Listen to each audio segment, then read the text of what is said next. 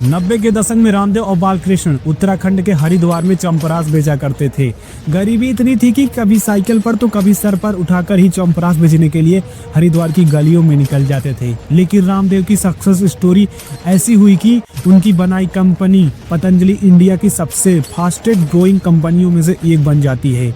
यानी कुछ ही सालों में बालकृष्ण और रामदेव हजारों एकड़ की संपत्ति के मालिक बन जाते हैं और इसको आने वाले समय में पहले 1 लाख करोड़ और बाद में 5 लाख करोड़ ले जाने का लक्ष्य है। और यदि मार्केट कैप की बात की जाए तो अभी 50 से 60 हजार करोड़ के बीच में पतंजलि का मार्केट कैप रहता है। इसको आने वाले समय में पहले 1 लाख करोड़ और बाद में 5 लाख करोड़ ले जाने का लक्ष्य लेकिन अगर आप मुझसे पूछेंगे तो मैं कहूँगा नहीं, यह कहानी का सिर्फ 1% है। असली कहानी कुछ और है जो इस वीडियो में जानने को मिलेगा।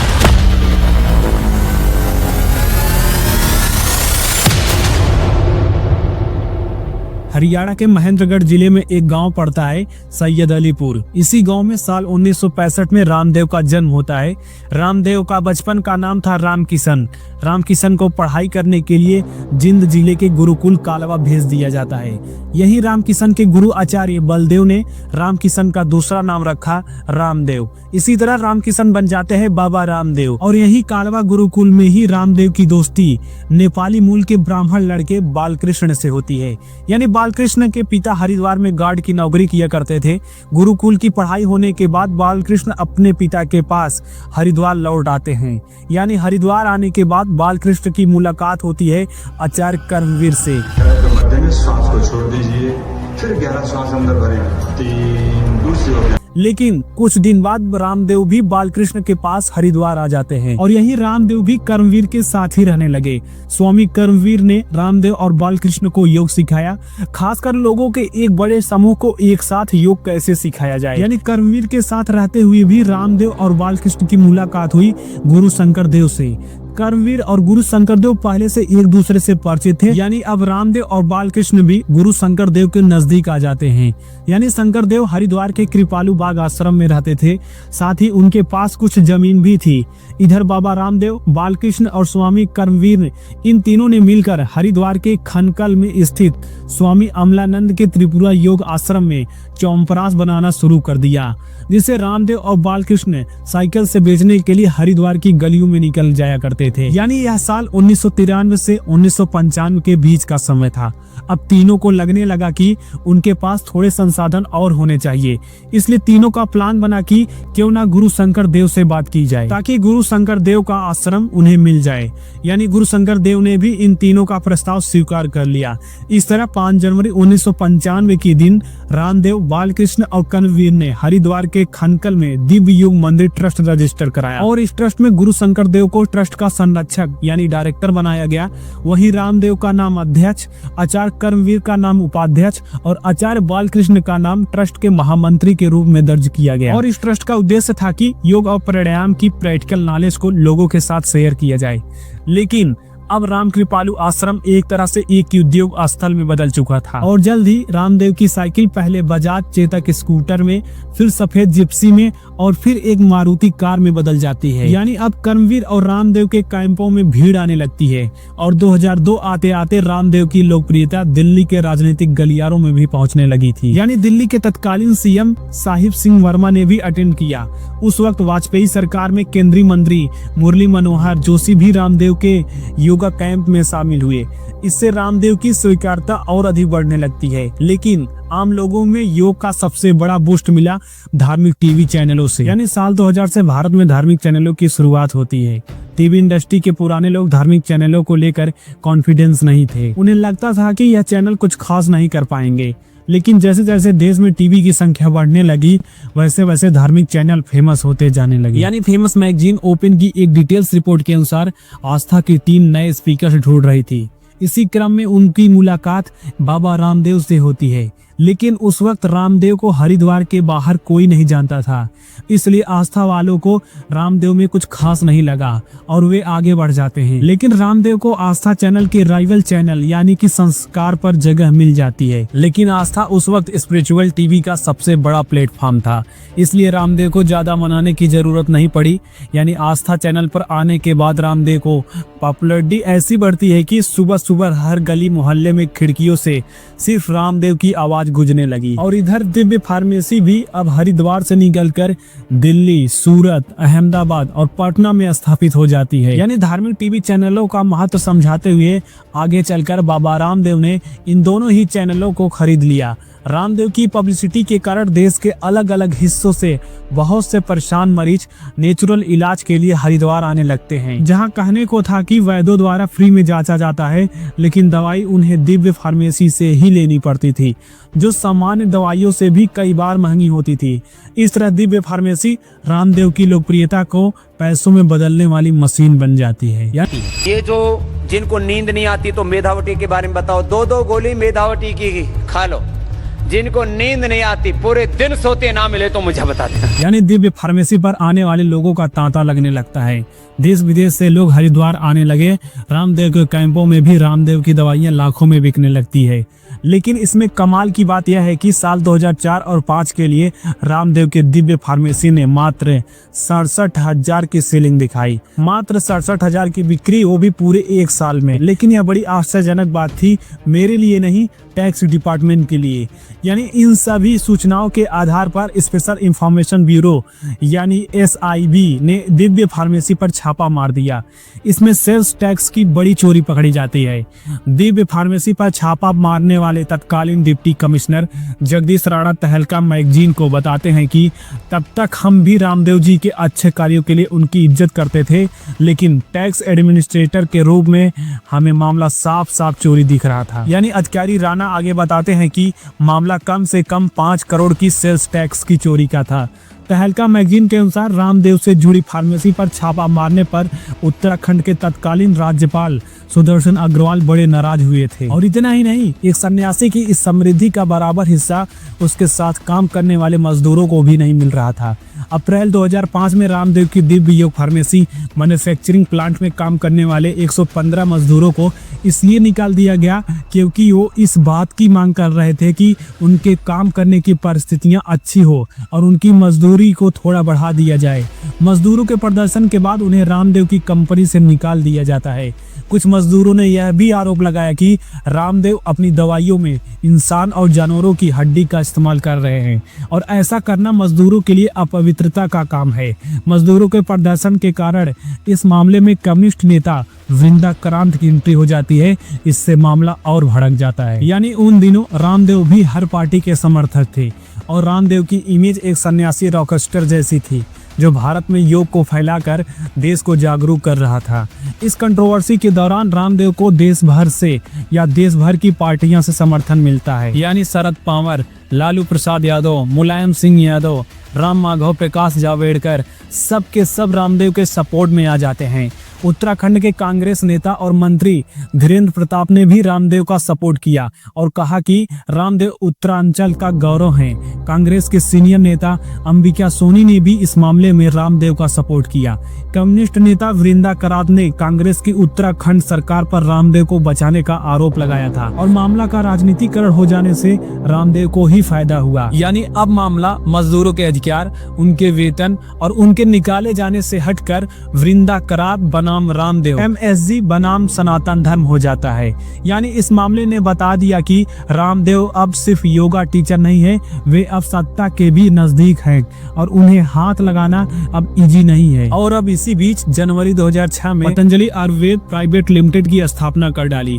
इस कंपनी में 90% शेयर बालकृष्ण के पास थे और 10% शेयर स्वामी मुक्तानंद के पास थे, जो रामदेव और बालकृष्ण के ही सहयोगी थे। यानी साल 2006 से शुरू हुई यह यात्रा आगे इस लेवल पर पहुंचती है कि अकेले बालकृष्ण ही करीब 37 कंपनियों के डायरेक्टर बन जाते हैं। टीवी पर आने के बाद बाबा रामदेव समर्थकों की संख्या बहुत तेजी से बढ़ने लगी।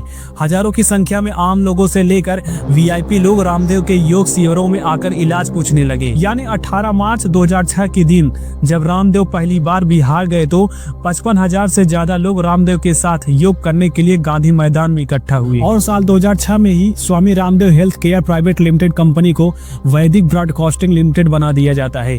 रामदेव की इस कंपनी ने आस्था जैसे बड़े चैनल को 16 करोड़ में खरीद लिया और आज वैदिक ब्रॉडकास्टिंग लिमिटेड, आस्था और संस्कार जैसे दर्जनों चैनल यानी कि धार्मिक चैनलों की मालिक हैं। संस्कार और आस्था चैनल ने रामदेव को 2006 और 7 आते आते देश भर में फेमस कर दिया। और इसी बीच 14 जुलाई 2007 के दिन रामदेव के गुरु शंकरदेव आश्रम से लापता हो जाते हैं। शंकरदेव ऐसे ही रोजाना की तरह टहलने के लिए निकले हुए थे, लेकिन आश्रम वापस नहीं आ सके। यानी हिंदू संन्यास परंपरा के अनुसार जब कोई संन्यास लेता है, भगवा वस्त्र धारण करता है, इसका अर्थ यही होता है कि उसने अपना परिवार छोड़ दिया है। इसके बाद गुरु शिष्य परंपरा के अनुसार गुरु ही सब कुछ होता है। लेकिन इन्हीं कारणों से बाबा रामदेव अपना अमीर की टूर छोड़कर न आ सके। इधर हरिद्वार में बालकृष्ण ने अपने गुरु के लापता होने की खबर पुलिस में दर्ज करवा दी। उधर बाबा रामदेव ब्रिटेन की संसद में सम्मान प्राप्त करने के समारोह में भाग ले रहे थे। उत्तराखंड पुलिस ने रामदेव के गुरु शंकरदेव की तलाश शुरू कर दी, लेकिन वे कहीं भी नहीं मिलते। गुरु शंकरदेव के लापता हुए 3 हफ्ते बीत जाते हैं, तब जाकर बाबा रामदेव अपने विदेशी टूर से भारत लौटे। हरिद्वार पहुंचने के बाद रामदेव ने एक प्रेस कॉन्फ्रेंस बुलाई और पत्रकारों को बताया कि किस तरह गुरु शंकरदेव रामदेव के लिए पिता के समान थे और किस तरह उनके लापता होने की खबर रामदेव के लिए दुखद है। यानी इन सब तमाम आरोप के बीच अक्टूबर 2012 में सीबीआई ने रामदेव के गुरु शंकरदेव के लापता होने की जांच शुरू कर दी। यानी ये वह वक्त था जब रामदेव कांग्रेस के पीछे पड़े हुए थे और कांग्रेस सरकार भी रामदेव का आगे पीछे सब कुछ निकाल रही थी। आखिर कहाँ हैं बाबा रामदेव के गुरु शंकरदेव?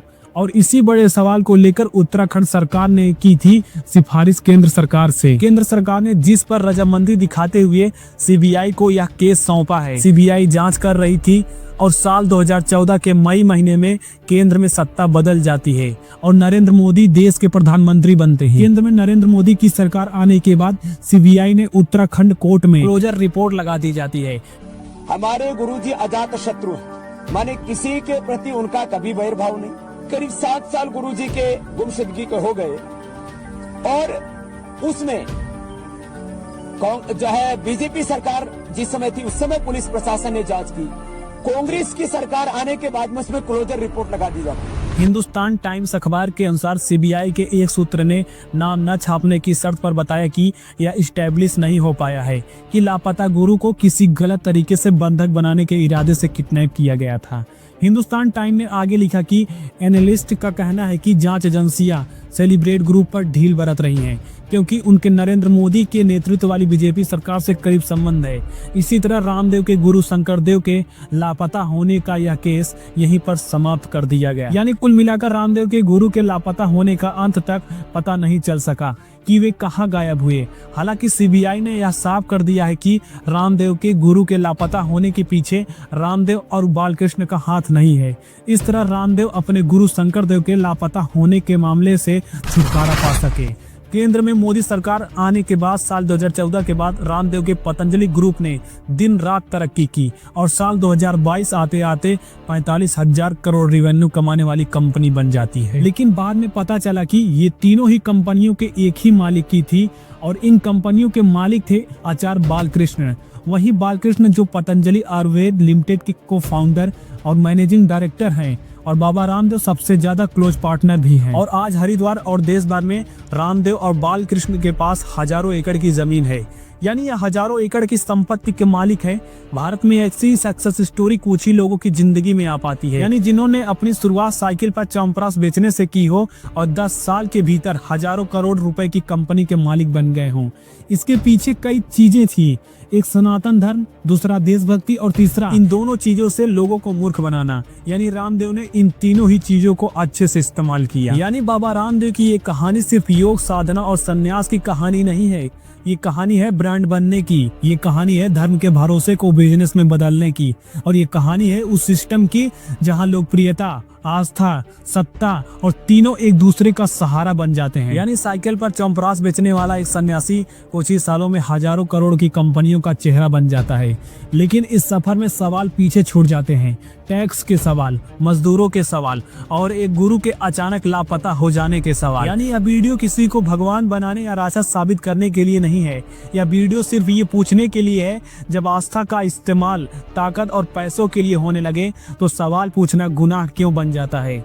आज रामदेव सिर्फ योग गुरु नहीं है, वे एक सिस्टम है जिसे छूना आसान नहीं है, जिसे सवालों के कटघरे में खड़ा करना और भी मुश्किल है। और शायद यही इस कहानी का सबसे बड़ा सच है कि भारत में अगर आपके पास आस्था की ताकत है तो आपके पास सवालों से बचने की भी ताकत आ जाती है। बाकी दोस्त, फैसला आपका है, क्या ये एक सन्यासी की सफलता की कहानी है या आस्था के सबसे बड़े कारोबार की? क्योंकि इतिहास सिर्फ वही नहीं लिखता जो दिखता है, इतिहास वो भी लिखता है जो पूछने से रोका जाता है। और शायद यही वजह है कि बाबा रामदेव की कहानी आज भी अधूरी लगती है, क्योंकि इस कहानी में सवालों के जवाब कम है और जवाब देने वालों की पहुंच ज्यादा है। यानी जब योग टीवी स्क्रीन से उतरकर सत्ता के गलियारों तक पहुंच जाए, जब साधु का भगवा कारपोरेट बेडरूम से बैठने लगे और जब राष्ट्र और धन किसी ब्रांड की टैगलाइन बन जाए, तब सच और प्रचार के बीच की रेखा बहुत धुंधली हो जाती है। यानी रामदेव ने लोगों को योग सिखाया, इसमें कोई दो राय नहीं, लेकिन इसी योग के सहारे लोगों का भरोसा, उनकी बीमारी, उनका डर सब एक बड़े कारोबार का ईंधन भी बना। मजदूर जब हक मांगते हैं तो मामला धर्म पर हमला बन जाता है, जब टैक्स की बात आती है तो देशभक्ति सामने खड़ी कर दी जाती है, और जब सत्ता बदलती है तो जांच की फाइलों भी अपना रास्ता बदल देती है। ये कहानी सिर्फ रामदेव की कहानी नहीं है, यह उस भारत की कहानी है जहां एक लोकप्रिय चेहरा सिस्टम से बड़ा हो जाता है, जहां सवाल पूछने वाला देशद्रोही कहलाने लगता है और जहां आस्था धीरे धीरे जवाबदेही को निकल जाती है। यानी आज हरिद्वार से दिल्ली तक, योग सीओरो से कारपोरेट मीटिंग तक एक ही नाम गूंजता है, बाबा रामदेव। लेकिन असली सवाल अब भी वही है, क्या आस्था का कोई अकाउंटेबल बैलेंस शीट होता है? क्या धर्म भी उतना ही पवित्र रहता है जो मुनाफे के साथ बढ़ जाए? क्योंकि इतिहास ने हमें यह सिखाया है, भगवान से डरने वाले कम होते हैं, लेकिन भगवान बनने वालों से डरने वाले बहुत ज्यादा होते हैं। और शायद सबसे खतरनाक वो साधु नहीं होता जो सत्ता में बैठा हो, सबसे खतरनाक वो होता है जिससे सत्ता भी सवाल पूछने से डरती हो। और शायद इसीलिए बाबा रामदेव की कहानी यही खत्म नहीं होती, क्योंकि जब तक सवाल पूछने वाले रहेंगे तब तक हर कहानी जिंदा रहेगी। यह वीडियो किसी को नीचा दिखाने के लिए नहीं था, न ही किसी को भगवान या विलन बनाने के लिए। यह वीडियो सिर्फ एक कोशिश थी ताकि आप देखें जो अक्सर दिखाया नहीं जाता। अब फैसला आपका है कि आपको लगता है कि आस्था और कारोबार का ये मेल सही है या फिर सवाल पूछना आज भी जरूरी है।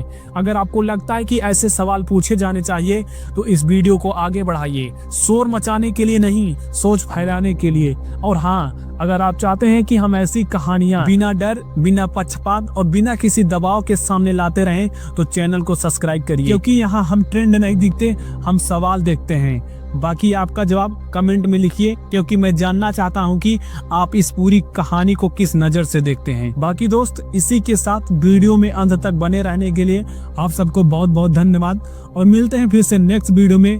तब तक के लिए आप सबको धन्यवाद। और हाँ, चैनल को शेयर, सब्सक्राइब करके बेल आइकन दबाना ना भूलना, जिससे नई वीडियो सबसे पहले आप तक